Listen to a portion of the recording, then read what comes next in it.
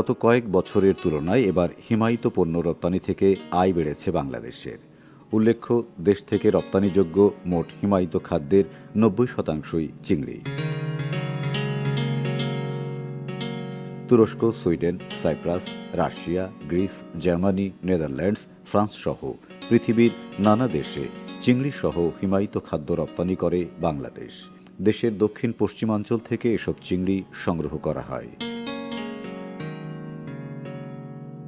দীর্ঘদিন পর আবার বাংলাদেশ রাশিয়ায় চিংড়ি রপ্তানি করছে।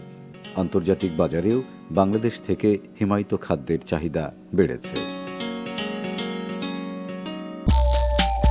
সুখবর প্রতিদিন।